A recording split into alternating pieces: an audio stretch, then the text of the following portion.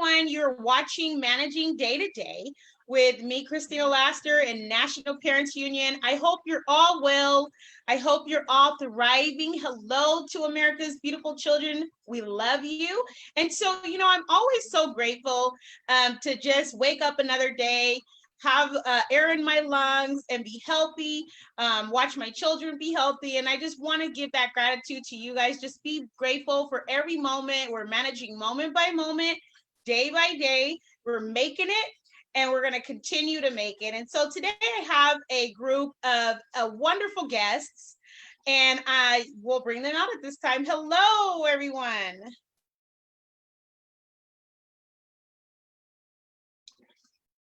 Hello. Unmute yourself. Yes. Hey. Hello. All right. Hello, everyone. And so, if you will unmute yourselves, and I would like for everyone watching to know who you are, where you're at, and what you do. And so I'll start with Dr. Ballard. Thank you. Okay.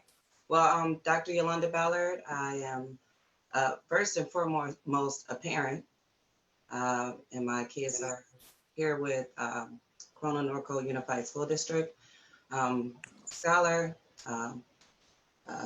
civil rights activist, Yes.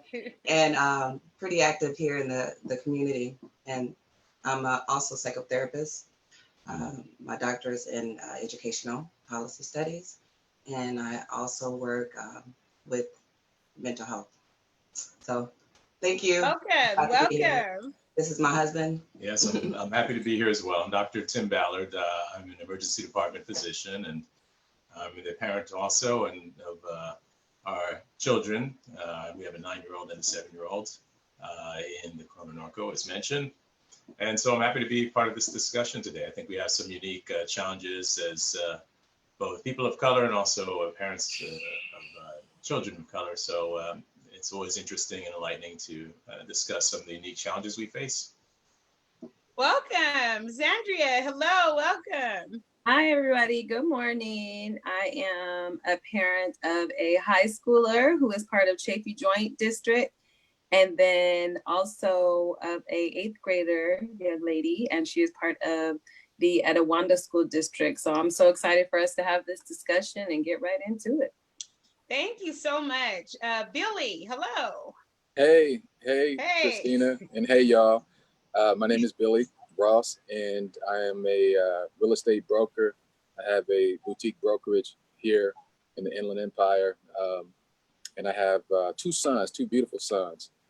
One is 10, one is 13, and the youngest is still in the Etowanda School District, and the oldest is, we're really proud of him. He's going to the LA County High School for the Arts, and so I'm excited to be a part of this conversation, and thank you. Thank you. Dr. Ayana, welcome. Hello. I'm Dr. Ayana Balagan, parent of a lovely teenager from Chafee Joint Unified School District, who will be a junior this year, and also a researcher in the field of African-American students and public education, as well as principal of an elementary school in the city of Rialto. Proud member of the Black Parent Alliance and Yes. the Rethink Public Safety Coalition of San Bernardino County. Yes. And so I'm so glad that you're all here. And, when we're talking about our students and our children, we want them to thrive. I think that over history, there have been a lot of messages that have went out about African-American achievement gaps, making it seem like the deficits in us and our kids, right? And we know that that is not really the fact. And so talk about what your challenges are when you're dealing with the education system and Black children. What do you see as the challenges? Whoever wants to go first, that's fine with me. I like to share because I have something on my heart. Just this morning, I was sitting on my porch, which is where I am right now, and working, drinking my coffee like I do, and working. Right. And a friend walked by, and he's a parent, Black parent, and we were talking about some of our efforts with the Black Parent Alliance, like Dr. Balagan just mentioned, and he said something I thought was really interesting. Like, we started to talk about racism, and he said, "Hey, but you know, it begins in the home." He says a lot of this stuff can and should be dealt with in the home. And I love this brother. He's like, you know, he's a good friend of mine, and he's my brother too. And we had a pretty strong back and forth on this notion. And I think that it triggered me in the way that it did, because in our years of pushing the district to do right by our kids, to move the outcomes, to move the numbers, and to move the quality of our existence in these systems, we get that so often that it starts in the home. And so my feeling is that, and this is what I shared with the brother, is that, you know, that's not like an irrelevant concept. It's a solid concept. It makes sense, but it's just one thing. It represents one thing. And it's often used it's used as a distractionary tactic to get us focused on something other than what we're talking about. And what I see is that one of the biggest challenges with that tactic is that it's not only imposed on us from without, but it's imposed on us from within. Exactly. A lot of times it's Black folk saying that same thing to us when we try to hold these institutions and power brokers accountable. Right. And, you know, I have to agree with you, because the education system, and a lot of people talk about 1619, but they'll go before that, right? And so our kids understand the history of Black American slavery, but don't understand what our culture and existence looked like prior to that. And even upon our freedom, quote unquote, that, you know, we could have fought a lot of different battles, right? But immediately we begin to fight for our education. So we care deeply about education, setting up schoolhouses, different things like that. Let's teach each other how to read and write, right? Because it was forbidden, right? And so that you bringing in one perspective instead of looking at education as a mode to freedom from oppression. And we're talking about right education and holding the systems that are set up and paid to do so accountable. Absolutely, I agree. Saying that they learn it in a home, it takes the accountability off the people that are funded to do it and puts the accountability back on something that could be vague, right? It happened to me. So I totally understand that. When my daughter was being racially hated at school, they said, well, we can't do nothing about it because racism starts in the home. Well, wait a minute. She's with you for 6.5 hours a day. How are you educating against such practice, right? Yeah. And so I totally feel that, brother. Thank you for sharing. No problem. Someone else want to talk about their experiences, just, you know. Well, you know, I wanted to even reflect upon some of what Billy was mentioning. I mean, it starts in the home, but also one of the unique challenges we have as members of a minority group in this country is that the whole educational system and the way it's taught is really taught from a European perspective. And, you know, we have to acknowledge that, and that's going to be a root cause of some difficulties in the sense of where do our children and where does our history as people fit in to the whole perspective. You know, our people didn't begin as slaves in the United States of America. Our people have been on this planet for a very long time, and the vast majority of that time was spent not being enslaved. So and some of that acknowledgement is important, I think, for children's self-image and self-esteem as they make their way through the educational system, especially as members of a minority group. And so, you know, what I would love to see, and we're trying to push this, is to somehow bring these different perspective and understanding and even information about who are we as people of African descent. You know, where do we come from? What civilizations were we involved in? And, you know, to have a better perspective on where we are now, what our challenges are now, and what our potential is in terms of our place in this nation. So, you know, it all kind of ties together, but I think that's a unique challenge that we face that is a big blind spot for a lot of school administrators and teachers. They just have really no reason why that would even cross their minds, and so it doesn't, and it creates a problem for us as parents, and something that we struggle with. How do we give our children that foundation of who they are, and where they can go, right? And how can we also bring our contributions, of course, to this country more to the forefront, so people understand and appreciate them, and so we are present and represented and respected for that. And you know, what goes right along with that, of course, is representation from the standpoint of our teachers. Right, and how within the school, you know, and some of you know that I wasn't even allowed to be a representative in our school district. You know, the PTA is, as far as I'm concerned, pretty much tied up and angled. We're getting the views and suggestions and support and everything from one particular group. And it's the things that they would like to do. And guess what? I'm not represented in that group. My husband's not represented in that group. In large, males aren't represented in that group. It's primarily dominated by white women. And, you know, and I know that I've been to the national conferences and everything else, but I was only allowed to be there and be silent. The minute I started speaking up and decided, hey, we want to bring Black, you know, they were like, well, we don't have the money for that. I was like, well, I'll fund it. We'll pay our own money, and we'll bring in speakers. We're going to bring in people to talk about, you know, to celebrate Black History Month. Can we have that month or the month following it where I can do some programs, or throughout the year? They were like, no, next thing you know it, I couldn't come to the next meeting.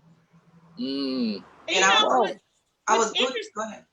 What's interesting to me about that, the fact that you're trying to fund the cultural congruence and bring in ethnically matched providers, you're not even asking for public funding, even though that's part of what the public funding should have been spent on. More so, if you were saying, I'm going to drop off tons of candy during the month of February for Valentine's Day, it would have been allowed. Oh yeah, of course. But you're talking about bringing in historical and cultural relevance, information that all children should know to be well-rounded and globally competitive. Isn't that a goal, right? And you're like opposed. Now, I don't want my kids to have the candy.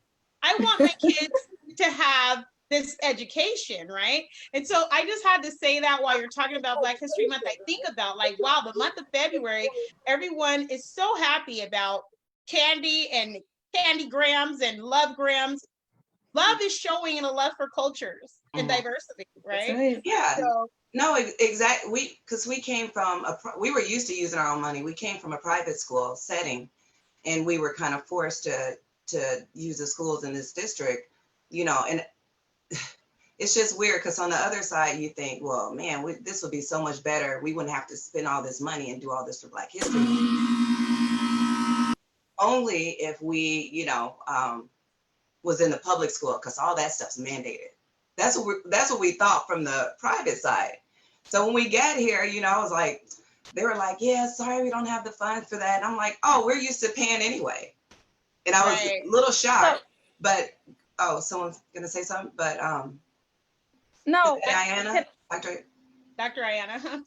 Yeah, can I just jump in? I hear, unless, of course, Andrea wants to jump in, because I'm going to take it from both a research perspective as well as a parent, and then as an administrator. So I don't want to take up her time if she has something to say. I'll just say quickly, I definitely, Dr. Ayana, thank you so much. But I really appreciate what everybody is saying, because it's the honest to God truth, because not only am I a parent, but I also work for the school district. And so I have seen it firsthand. I have been part of PTAs, and I have been part of the APEC. I've been part of the LCAP. For me, what happened was I went to an LCAP meeting, and I saw that Black children of all backgrounds were basically drowning. And the particular district that both my kids were at the time were number 3 in California, but how are the Black children drowning? And I literally went to my car and I cried, and I couldn't understand. I couldn't understand. And from that day forward, so it's been about 4 to 5 years now. Not only have I made myself a part of the district as an employee, because there is no representation for us here, but also I've been part of the LCAP, the site council meetings, and everything else that they let me in the door. I'm all over it. Whether that's now I'm a part of 2 districts, and now I'm spearheading that at the Chafee Joint. And as simple as you're saying about Black History Month, you know, we're just trying to get an actual, you know, Black authors into the hands of high schoolers who have left high school never reading a Black author as part of the curriculum, and they want to shove To Kill a Mockingbird down my child's throat. No, that does not represent us. And that doesn't represent us in any way. So we're having the same struggles, different school district, same area, top-notch school, still not represented. And I definitely think it starts with history. That's number 1, because we all come from Africa, all of us. Origins. All of us. And so because we're not taught the truth, and I know the Dr. Ballards are being really nice. No, we are taught lies. Yeah. We are taught lies. Our children are taught lies. Christopher Columbus didn't, I'm not gonna cuss, but he didn't find nothing.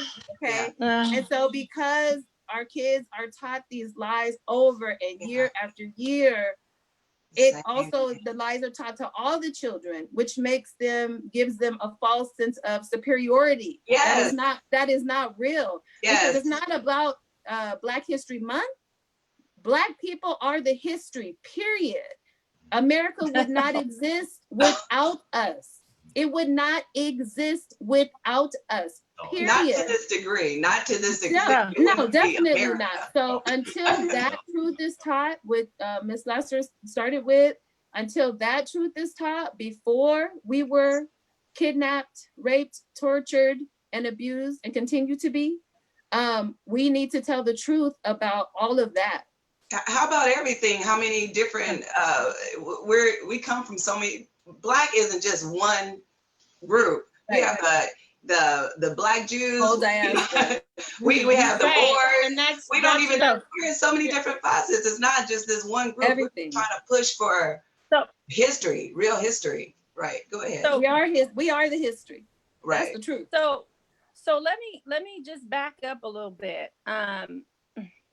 So I know they always start with slavery, and in agreement with you guys, I belong to a royal family in Nigeria. There are other royal families besides, you know, Queen Elizabeth, that continue to exist. We can go back and say, oh, prior to slavery, we were X, Y, and Z. No, the actual truth of the matter is there are still royal families in certain parts of Africa. Yeah. With all that being said, that's not being taught, because all we say are the flies on the kids and the donate money and come over there and help them and give them Christianity, right? But let me just go back, because we're talking about American schools. So as a researcher, I find it very profound that when we had Plessy versus Ferguson and the separate but equal laws that started the Jim Crow laws, that then started the segregated schools to the nth degree, and Black people through litigation said, this is no longer acceptable. We want to have the same amount of support as other schools. What did our Supreme Court do? They integrated us. And I'm keeping and pushing this point because I want you to understand how schools were not designed for Black kids. Yes. The current school systems we have right now were not designed for Black kids. Yes. Our Black students were inserted as a means to appease the litigation. They were inserted into these schools. Now, as a Black mom, I'm thinking, you know, two things. One, I want our schools to go back to what we had, because people don't know this, but a lot of Black teachers lost their jobs as a result of the integration. What we had was beautiful. In fact, our students were doing so well. White schools were jealous and looking at, now this is from a historical research perspective, they wanted to know what we were doing. So it was in their favor, just like with the major baseball leagues, Black integration, and how Jackie Robinson, it was a benefit to them to have it integrated. And so as we look at schools and the insertion of our Black kids into these school systems that didn't fit, as a Black parent, I'm thinking two things. I'll let you get your stuff together. But in the meantime, I really want to go back to what we had for our schools. And because we had school communities, we had things that we had mamas and teachers who lived in the community and it does start in the home. But as Zandria was saying, when it comes, and Billy, and you guys, we're all educated Black people, middle income. Sorry if no one is, I mean, if I'm assuming, but most of us do educate our students, but our students are still not thriving in these school systems. So we can't say it begins in the home, because my home is just like her home, which is just like, it's the system itself. So we can't allow people to deflect and say that the mistreatment and what Bettina Love calls spirit murdering, we can't allow people to spirit murder our kids in this system. And you talk about the PTA. That's not a space that was created for us. And so as parents, we try to play nice as Black parents. People don't understand that the only thing that moves the needle most of the time is litigation. Yep. And so, and this is from a historical perspective, this is from a research perspective, when it comes to making change for systems that have already existed, the only way to change the system is to take it higher than the local people running the system. And one of the things that we've been trying to train in Black Parent Alliance is that you are a taxpayer. You have the right to demand, to request these things for your Black students. You shouldn't be asking them. Yeah. And if they don't do what you ask them to do, you go above them. Right now, there's an ACLU lawsuit with San Bernardino County and funds that were allocated and how they were spent because the funds were not as transparent. So if there are concerns that happen locally, we need to tap into organizations or go above so that we can make things happen. Like at my site, I don't have those issues because I'm a very conscious principal, and my teachers, I've already given them an ultimatum. You're on board or you're not on board. Maybe this is not the school if you don't want to service all kids. And my teachers are 100% yes. But a lot of principals don't feel like they can take that stand. And they are afraid to take that stand. So all I'm saying is this is a historical, we have come to it has hit the fan historically right now. And so we got to do something. Right. And so I want to triangulate in and start, because what Billy said in the beginning, it still ties into what we're all talking about here, is that when he had that conversation with that Black man, and he heard this, it really started getting him to question. And so I always challenge us to do something different. Even if they don't change their behavior, our mentality has to change, and we got to change our behaviors. I talk about this all the time, not subscribing to the system, but continuing to fight for other children that are still there, right? You can do both at the same time. I don't have to send my kid in because I don't trust the same people that are going to perpetuate discrimination to then bring justice. Right. Okay. Right. I don't trust the same people that have a mentality of superiority, and we're not minority, because then that would connotate that someone is superior to us. That's right. I don't trust the same people that have that perspective to then all of a sudden be about diversity and change.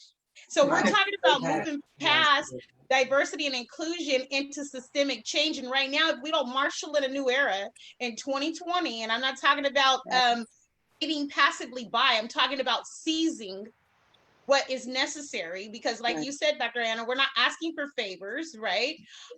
Then we are going to still continue to watch as they continue to perpetuate the same cyclical, historical, what I call pathological behavior, right? And I'm sure, Dr. Tim, you can understand when I'm saying that this is pathological, and looking at it from the perspective of me being Afro-Latina, I understand the diaspora very well, right? that not only did you go and take people from one place and spread them all over, but you just totally went in and stole land from indigenous people. And now my last name's, you know, my family's last name, one side's European, the other one's, I don't know, whatever white America created, right? To go all around and create what I call white ethno states that didn't have us in mind, but we built them, okay? Right. And if our children don't understand that, no, you don't have to learn knowledge from them, they learn knowledge from you, right? Because this is a creation that was stolen, okay? So look around you and you'll see what your ancestors built. And I'm talking about on both sides, whether we're talking about people that were indigenous to the Americas, but that's still origins, you migrated from origins, right? Right. But then also people that were stolen and brought in, forced into economic exploitation to build the nation, right? Which I call a white ethno state. Europe is complicit in this. Okay. Yes. And people forget about the European connection to all of it. And so we have to be able, parents, I admonish you to teach your kids from a proper perspective, because if you don't give them that, their identity will be created for them, right? Every time we identify with last names that have been given to us that says, well, we don't know what happened past that. So we have to teach our children what happened past that. And so I just had to like get that out of there. And I think we lost Billy, but if he comes back in, that'll be fine. So whoever wants to talk about what do you see as a solution, you know, moving forward? Yeah. Well, there's so many angles to it. It's such a multifaceted problem. And you know, I think one of the starting points is representation, because at least have someone at school who your children can identify with and say, hey, they're a purveyor of information, they're a source of information, they're somebody I can trust, and they also remind me of myself, you know? I think that's important for the kind of self-realization of the children, and for the self-esteem of the children. I want to echo something that Dr. Ayana had mentioned, because you know, the importance of setting a culture at your school, if you're in a position to do that. And, you know, one thing we've been disappointed in is that it did not seem as if the principals of the schools, some of the schools that we had attended, really embraced that idea of cultural inclusion. And it starts from the top down when you're talking at a local level. You know, the people that you're recruiting and bringing on have to all be on board with that vision to really bring it to life. And we've mentioned the concept of you know, things starting at home, whether it's either problems of racism or perhaps getting people on the right track. It starts at home. But you could be the best parent in the world, but you know, as the saying goes, it takes a village to raise a child. You know, no matter what you're doing at home, it needs to be reinforced in a social environment at school. And let me jump in on that. I want to take the opportunity to say, so that's one approach. The other would be to have our own schools. There's options for charter schools, and you know, things that we can do to kind of bring in more of our culture. Like, how long are we going to fight? Like you said, how long are we going to say, will you please accept this? Will you let me teach a, you know, it's ridiculous. And to end my story, I was booted out of the PTA. It's never happened. I didn't even know you can be kicked out of a organization where you're just volunteering your time. But they said they weren't shouldn't be able to. They weren't comfortable with it. The principal was on the board, Mrs. Anna Luna, and she was just like, yeah, sorry, I can't do anything about that. Well, the point is, I could have fought it. I made it to the president of the PTA, the national president, and she was very apologetic and said she dated a Black guy, so she knows how it feels, you know. And she let me know that she said that she dated a Black guy, so she knows how it feels. I can't. How it feels to be with this oppressed group. And what school district is this?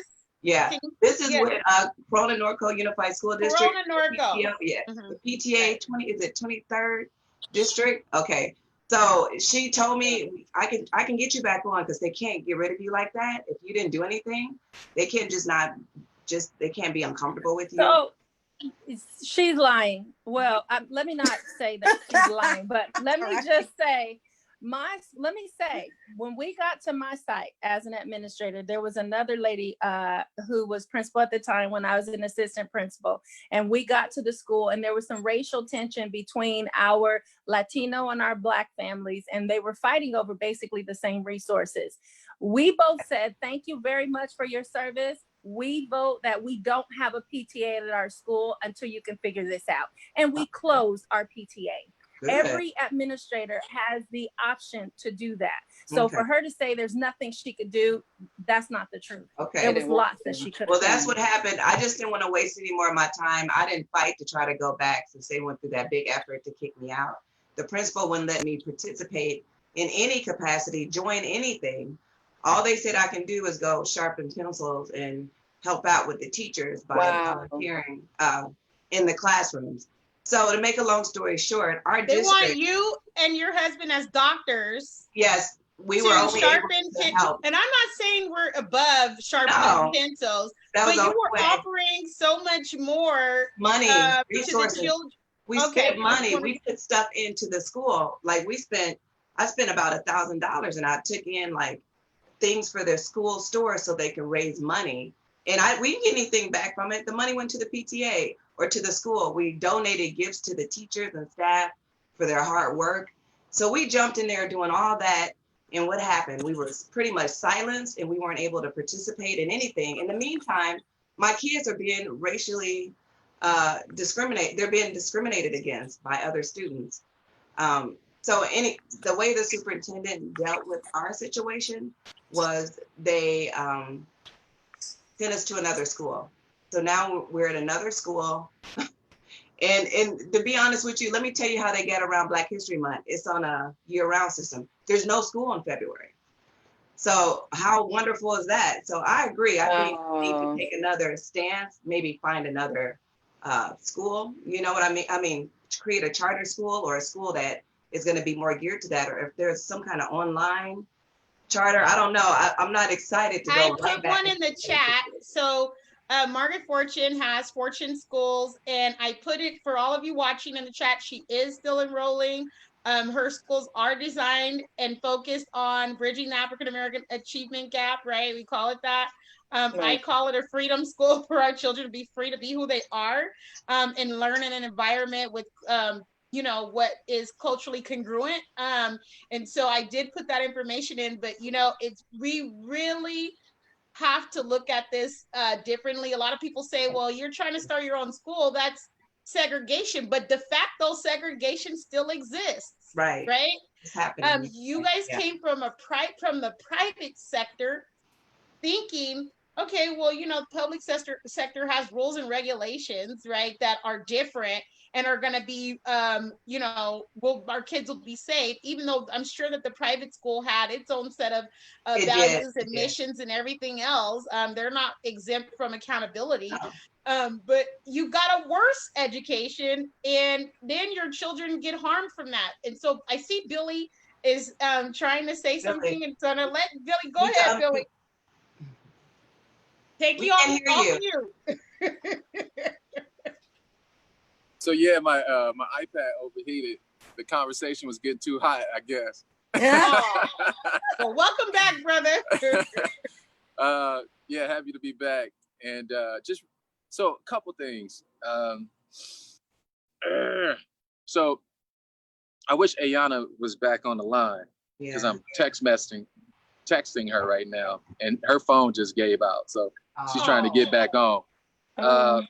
This is kind of an extension of a conversation that her and I were having over the phone on Sunday, where I think that, so earlier we kind of she harkened back to talk about, like, you know, Plessy versus Ferguson, Brown versus Board of Education. We talked about integration, et cetera, et cetera.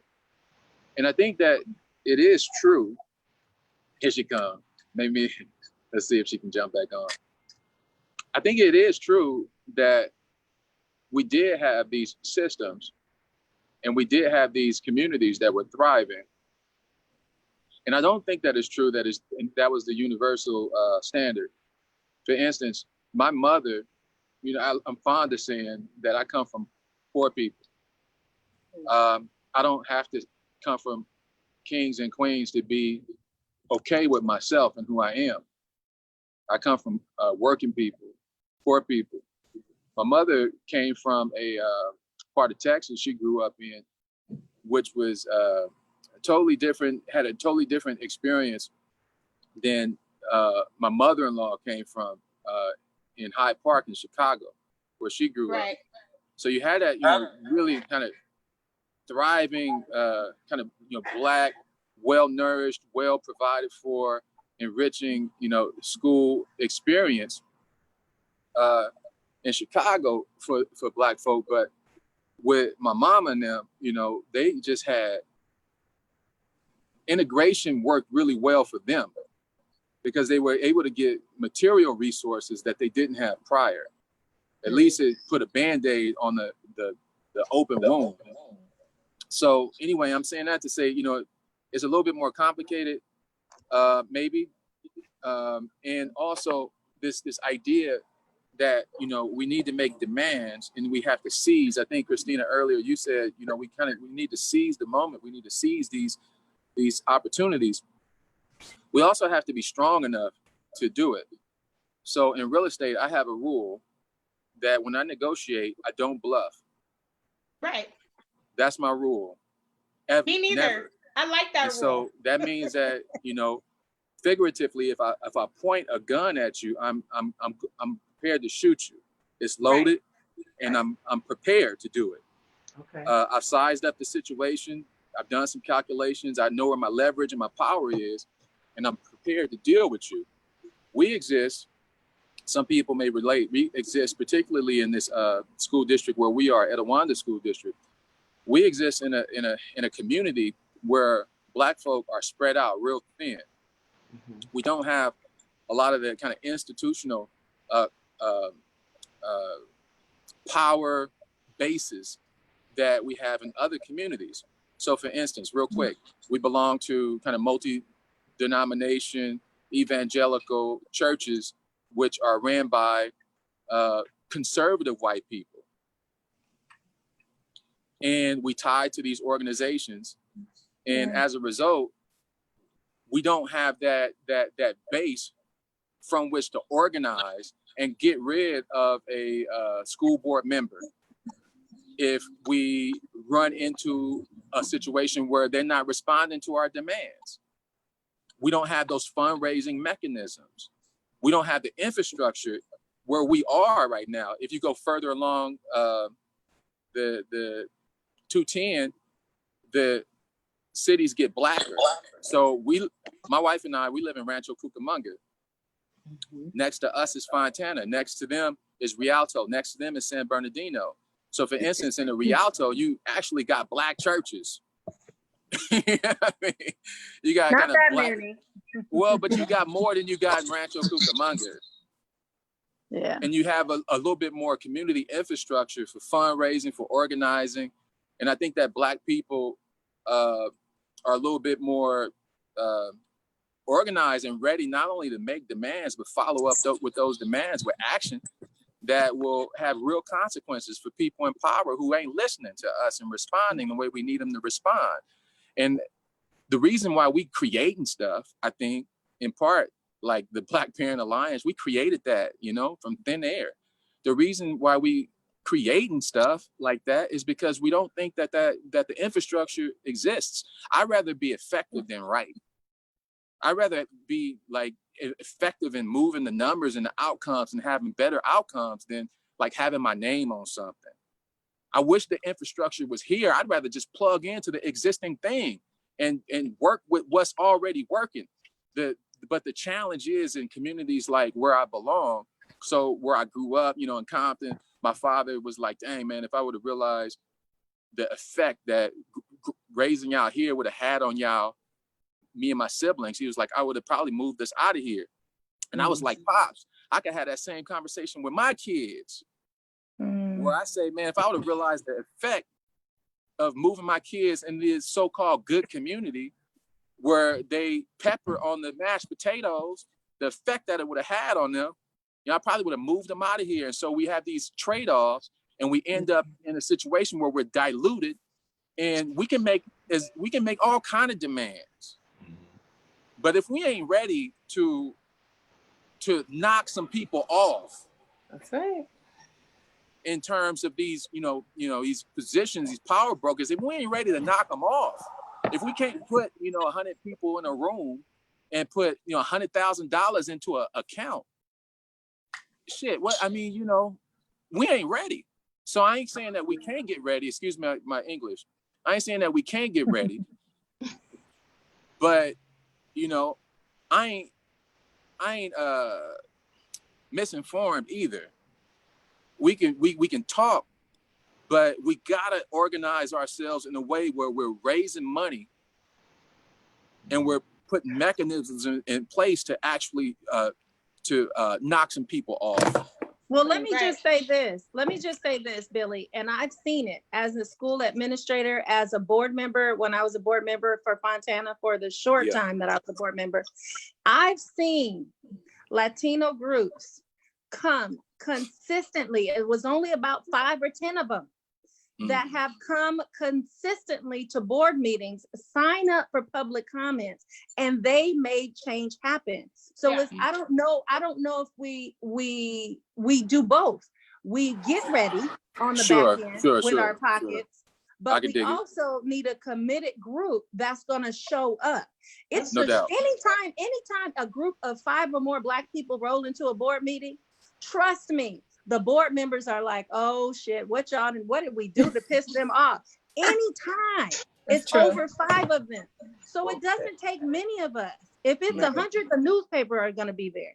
Right. I just think we have to find enough of committed people, a core group of committed people. The number and the amount of money we have on the back end can be arranged and worked on simultaneously. Yeah, I can dig that. And I was telling real quick, Ayana, I was telling people that this is an extension of the conversation we were having on Sunday. So I was trying to wait before you got back on, before I even kind of went down this path. So I'm glad you're back on. And what I have to say is that our children cannot wait. This is a matter of urgency. That's right. And so while we fight this organizing fight, I'm prepared one person at a time, one family at a time, one community at a time, dedicated to say enough. You can't say enough while your kids are still enrolled, because they will wait you out. Yeah. Oh yeah. And what will happen is that same equity plan that they came up with 10 years ago, when the next rowdy bunch of parents come in, they'll dust it off and hand it to you. Here's the equity plan from 10 years ago. Well, what was the measurable outcomes on that? Right? And so I'm not making demands and sending my kids at the same time. How about my kids are homeschooled, I'm just gonna be honest, through Springs Charter School, shout out Springs. And I am serious about fighting for the other children. And I am, Dr. Ayana, that person that if it's just me, I'm showing up, because I want this recorded that somebody had said, you guys are accountable for what is happening with our children. And so I do agree that, yes, we need to be having the solidarity out here in Southern California. Yes, we need to be collectively raising our voices. That may look a little different. We need to be, talking about that, definitely. But at the same time, here's what my personal action is going to look like, right? Right. I think it's just both. And if my personal I think it's both. And I think what happens is that, you get folk like you, Christina, who say, hey, I'm going in. And you become an easy target if you don't have, folk behind you. My wife is I'm not going to go into that right now because it's real sensitive. I got people behind me, but that don't mean they always in the forefront of look. No, I think that folk, I think it's definitely both. Right. Ayana, thank you for saying that. And Christina, yes. But what I see is that often we end up with martyrs among us. Right. Because we just don't have enough traction as individuals. And we are doing the work to not try to get to a perfect consensus of kind of what we're supposed to be doing and who we are and what our objectives are and what the outcomes are that we're looking for, but to find the overlap the sufficient overlap where we can do work within that overlap. So this kind of conversation is a part of that. The work that we're doing, the Black Parents Alliance, is a part of that. The work that we've been doing for years in the African American Parent Educator Advisory Council is a part of that. And it's never one thing. We have to do many things simultaneously.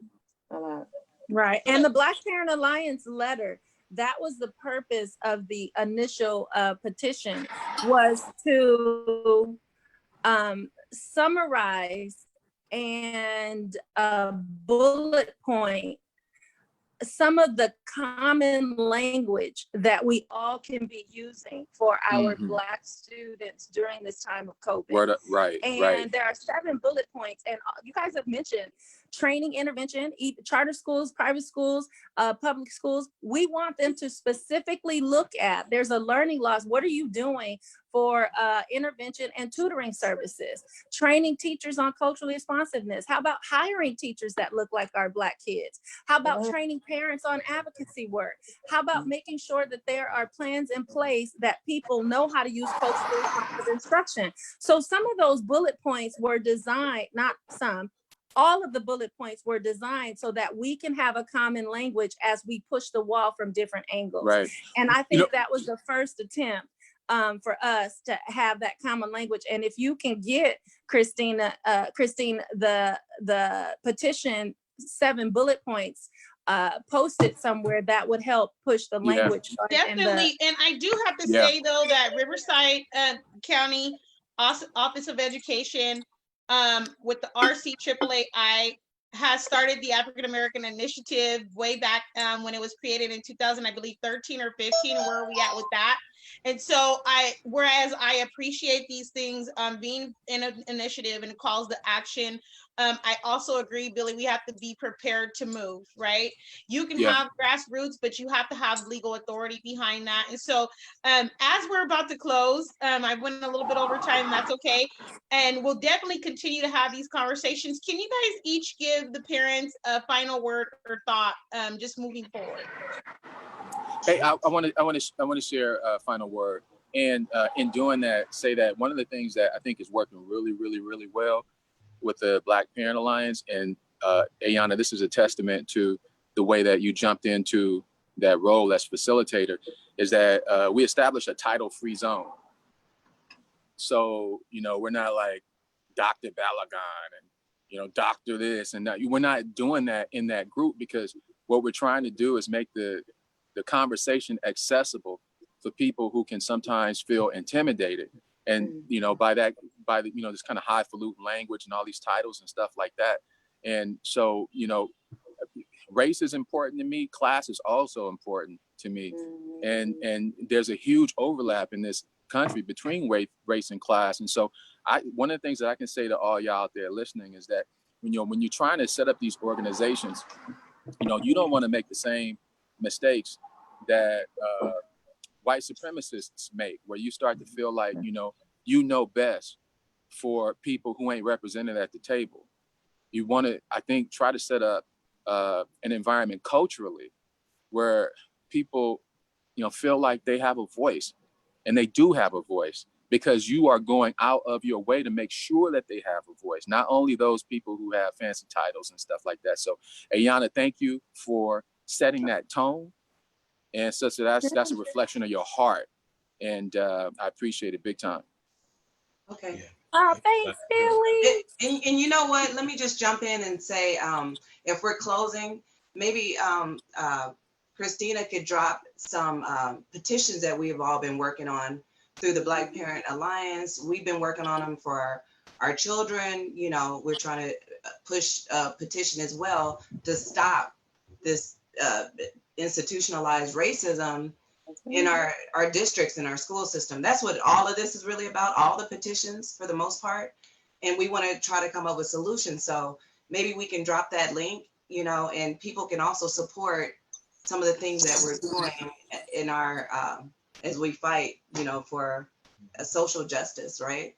Right, definitely I will do that. And I have shared those petitions out before, Cool. And especially, Thank you. Marietta and Temecula have had calls to action petitions, and I'm sharing those. Yes. We're talking about what's within the IE. And what is going on in the Inland Empire with Black students. And so definitely I will continue to support and bring those things to the forefront of awareness. Those are just some things people can do to help. If I could drop a final thought and just, we've talked a little bit about working from inside the system and outside the system.